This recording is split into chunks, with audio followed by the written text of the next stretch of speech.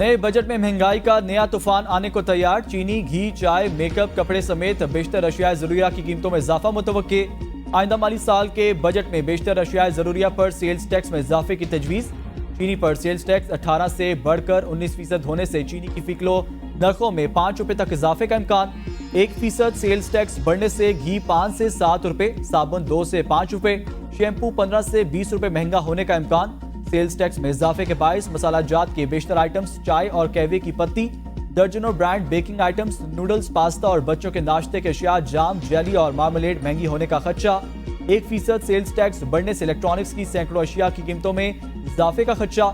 Sales tax बढ़ने से makeup की अशिया, कपड़े, लेदर आइटम्स महंगी होने का इम्कान।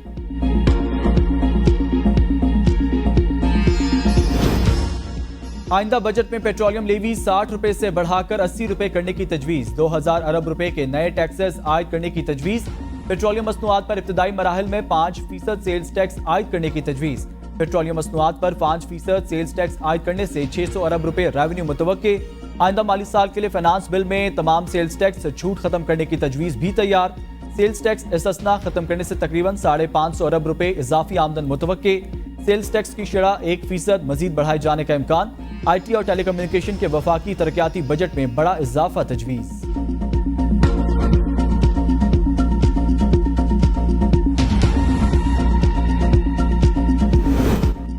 रवा माली साल का इक्तसादी सर्वे आज जारी किया जाएगा। वजीर खजाना मोहम्मद औरंगजेब इक्तसादी सर्वे के अहम नकात पर ब्रीफिंग देंगे। हुकूमत को अहम माशी अहदाफ के हसूल में नाकामी का सामना। इक्तसादी और सनती तरक्की, महंगाई, बिजली की पैदावार के हवाले से अहदाफ हासिल ना हो सके। शरह सूद 22% तक बढ़ाने के बावजूद महंगाई कम करने का हदफ हासिल ना हुआ। रवा माली साल के दौरान महंगाई 21% के हदफ के बरक्स 26% रही। सनती शोबे की पैदावार 3.4% के बरक्स 1.2% रही। मैन्युफैक्चरिंग सेक्टर की पैदावार 4.3%, हदफ के बरक्स 2.4% रही। अशिया का दरामदी बिल 58 अरब डॉलर के बरक्स 55 अरब डॉलर तक महदूद रहने का तखमीना। GDP का हजम 36 अरब 70 करोड़ इजाफे से 374 अरब 90 करोड़ डॉलर हो गया।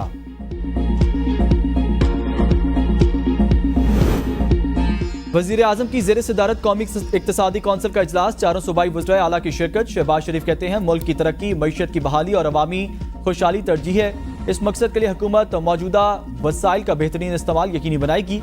मईशत से मुतल्लिक तमाम फैसलों में वफाक, सूबों, स्टेक होल्डर से मुशावरत होगी। चाहते हैं मुल्क की तरक्की के लिए इज्तिमाई बसीरत और सबकी रजामंदी से फैसले हों।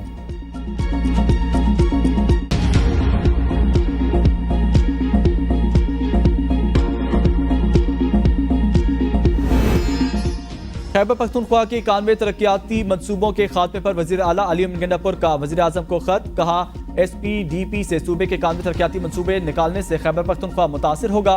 कौमी इक्तसादी कमेटी इजलास में फैसला हुआ था, जारी मनसूबों को तरजीही बुनियाद पर मुकम्मल किया जाएगा। वफाक PSDP पर नजरसानी करके सूबों को तरक्याती प्रोग्राम में मुकर्ररा हिस्सा दे, खत में मुतालबा।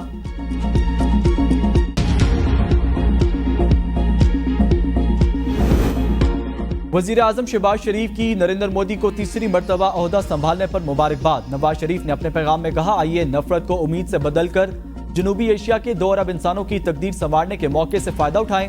ट्वीट में लिखा, हालिया इलेक्शन में आपकी जमात की कामयाबी आपकी क़यादत पर अवाम के एतमाद का मुज़हर है। मोदी ने जवाब में कहा, आपके पैगाम की कदर करता हूँ।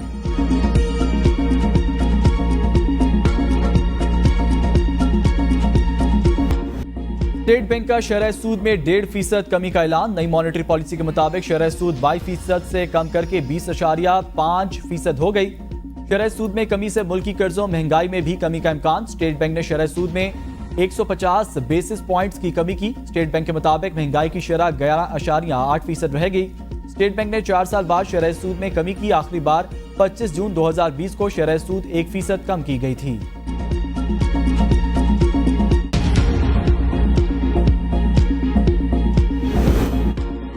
चीनी महंगी होने का खदशा। वफाकी हुकूमत के शुगर एडवाइजरी बोर्ड ने 1.5 लाख टन चीनी की बरामदगी के लिए इजाजत दे दी। चीनी की बरामद के लिए समरी जल्द ECC में पेश करने का फैसला। चीनी की एक्स मिल्क कीमत 140 रुपए फी किलो से ऊपर नहीं जाने दी जाएगी। जराये के मुताबिक मजीद चीनी की बरामद का फैसला मार्केट में चीनी की कीमतों को मद्देनजर रखकर होगा। हुकूमत और पाकिस्तान शुगर मिल्स एसोसिएशन के दरमियान मुआहदा होगा। शुगर मिल्स मालकान ने 15 लाख मैट्रिक टन चीनी की बरामद का मुतालबा किया। शुगर मिल्स मालकान ने पहले मरहले में 5 लाख टन चीनी की बरामद के लिए इजाजत मांगी थी। वजीर आजम ने चीनी की बरामद का जायजा लेने के अहकाम जारी किए थे।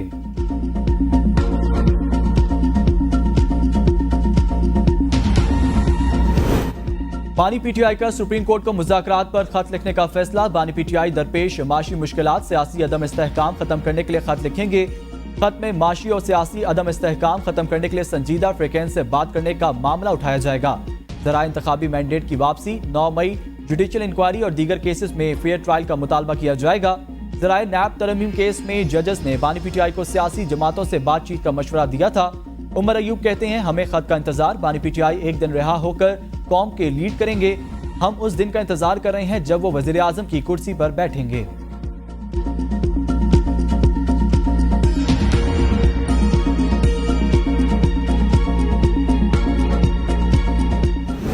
शहबाज शरीफ वो तो फॉर्म 47 की पैदावार है, वजीर आला पंजाब फॉर्म 47 की पैदावार है। वो तो फैशिस्ट लोग हैं, उनसे हम लोग कोई तवक्को नहीं करते हैं। चीफ जस्टिस ऑफ पाकिस्तान से हम लोग ये अपील करते हैं और chief justice Lahore high court से हमारी ये गुजारिश है कि इसका नोटिस लें। ये अदालतें उनके मातहत हैं, ये इनका नोटिस लें और अदालतों का तहफ़्फ़ुज़ करें। कौमी असम्बली और सेनेट में कायदे हस्ब इख्तलाफ के खिलाफ कार्रवाइयां। कौमी असम्बली में अपोजिशन लीडर उमर अयूब को सरगोदा की इंसदाद दहशतगर्दी अदालत में जाने से रोक दिया गया। अदालत पेश न होने के सबब उमर अयूब की जमानत मंसूख। सेनेट में अपोजिशन लीडर शिबली फराज के घर CDA एहलकारों का धावा। मीडिया से गुफ्तगू में उमर अयूब ने कहा, वजीर आजम और वजीर आला पंजाब फॉर्म 47 की पैदावार हैं। मुल्क में आइन कानून नाम की कोई चीज नहीं। हमारे टैक्सों से तनख्वाह लेने वाली पुलिस आलाकार बनी हुई है। कौमी असम्बली में अपोजिशन लीडर हूँ, मुझे रोकना गैर आईनी है। उमर अयूब के रोके जाने पर अपोजिशन का बतौर एहतजाज कौमी असम्बली से वॉकआउट। सेनेटर शिबली फराज के घर पर CDA मुमकिन ऑपरेशन के लिए मशीनरी समेत आ पहुंची। शिबली फराज ने कहा, CDA हुकाम से बात हो गई, उन्होंने मेरी बात सुनी। सिर्फ लॉन उनको गैर कानूनी लग रहा है तो ठीक है, उसको खत्म कर देते हैं। CDA हुकाम मुतमईन होकर वापस चले गए।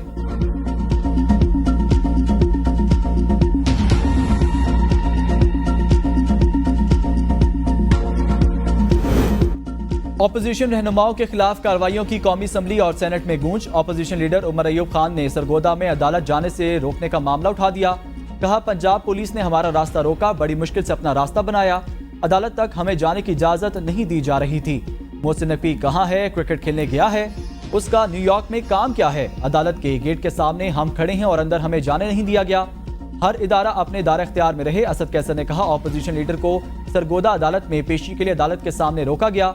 हम इसके खिलाफ तहरीक इस्तेहकाक पेश करते हैं। सेनेट इजलास में शहरी रहमान ने कहा, शिबली फराज के मामले पर फौरी तौर पर नोटिस लेना चाहिए। 15 साल से वहां पर अपोजिशन लीडर रिहाइश पजीर हैं।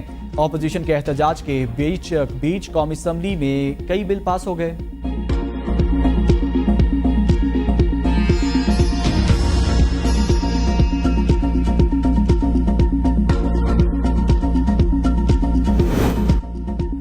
हद तक इज्जत बिल के खिलाफ पंजाब असम्बली में शदीद हंगामा राई। अपोजिशन अरकान स्पीकर डाइस के सामने जमा होकर एहतजाज।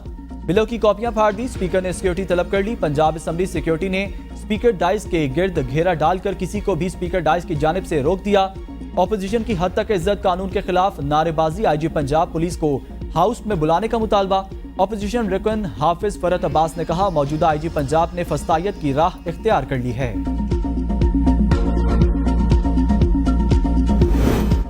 पंजाब में हद तक इज्जत बिल 2024 नाफिजुल अमल हो गया। गवर्नर के दस्तखत के बाद गजट नोटिफिकेशन जारी।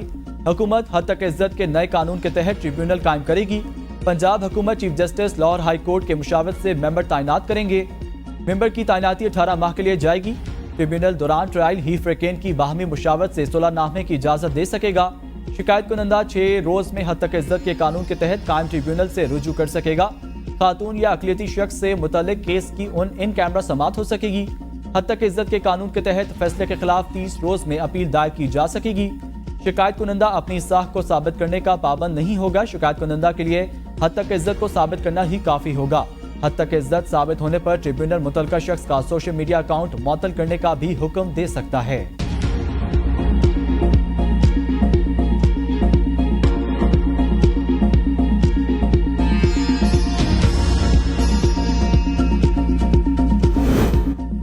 पीपल्स पार्टी का हद तक इज्जत कानून से ला ताल्लुकी का ऐलान। गवर्नर पंजाब सलीम हैदर कहते हैं कानून बना ही था, इसमें पीपल्स पार्टी का कोई हिस्सा नहीं। गवर्नर पंजाब सलीम हैदर कहते हैं पीपल्स पार्टी के एमपीएस ने हद तक इज्जत कानून के मौके पर कार्रवाई का बायकॉट किया। मैंने बिल पर दस्तखत नहीं किए, 15 दिन बाद हद तक इज्जत बिल अज खुद मंजूर हो जाना था। बिल 18वीं तरमीम की वजह से पास हुआ। शजील मेमन ने मीडिया से गुफ्तगू में कहा पीपल्स पार्टी हद तक इज्जत कानून की मंजूरी का हिस्सा नहीं बनी। पीपल्स पार्टी के गवर्नर ने भी कानून को मंजूर नहीं किया। पीपल्स पार्टी मीडिया और सहाफियों के लिए काम करती है। एक सोच ऐसी है जो आजादी ज़ाहिर राय को दबाना चाहती है। पीपल्स पार्टी की साख को मीडिया ट्रायल से खराब करने की कोशिश की गई।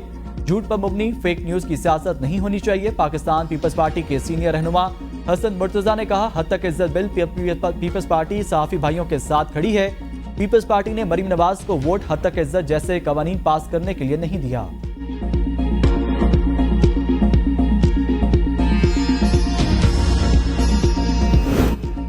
हद तक इज्जत कानून सबके लिए है। सोशल मीडिया पर नफरत फैलाई जा रही है। किसी को पगड़ियां उछालने की इजाजत नहीं दे सकते। वफाकी वजीर इत्तलात अता तारक की प्रेस कॉन्फ्रेंस, कहा किसी की इज्जत उछाल दें, मजहबी मुनाफरत फैलाएं, कोई पूछने वाला नहीं, ना ये हो सकता है। हद तक इज्जत बिल पर सहाफती तंजीमों को किरदार अदा करना चाहिए। दुश्मन सियासी अदम इस्तेहकाम दहशतगर्दी का फरोग चाहते हैं। दुश्मनों को ये कामयाबियां हजम नहीं होती कि चीन और पाकिस्तान साथ क्यों है। कोई सियासी लीडर इतना बड़ा नहीं होता कि वो मुल्क की तरक्की में रुकावट बने। एक नाम नेहाद लीडर ने पाकिस्तान को हर जगह रुस्वा किया। अब हम शराकतदारी बाहमी इत्तफाक से मामलात आगे लेकर चलेंगे। इलेक्शन कमीशन ने इस्लामाबाद के तीनों हलकों के लिए कायम इलेक्शन ट्रिब्यूनल को तब्दील कर दिया। लीगी रहनुमाओं राजा खुर्रम नवाज, डॉक्टर तारिक फजल चौधरी और अंजुम अकील खान की दरख्वास्तें मंजूर। तीनों अरकान कौमी असम्बली ने इलेक्शन ट्रिब्यूनल पर अदम एतमाद का इजहार किया था। इलेक्शन कमीशन ने तहरीरी फैसले में इस्लामाबाद के तीनों हलकों का रिकॉर्ड इलेक्शन ट्रिब्यूनल से तलब कर लिया। तहरीरी फैसले में कहा इलेक्शन कमीशन के पास सेक्शन 151 के तहत इलेक्शन ट्रिब्यूनल तब्दील करने का इख्तियार है।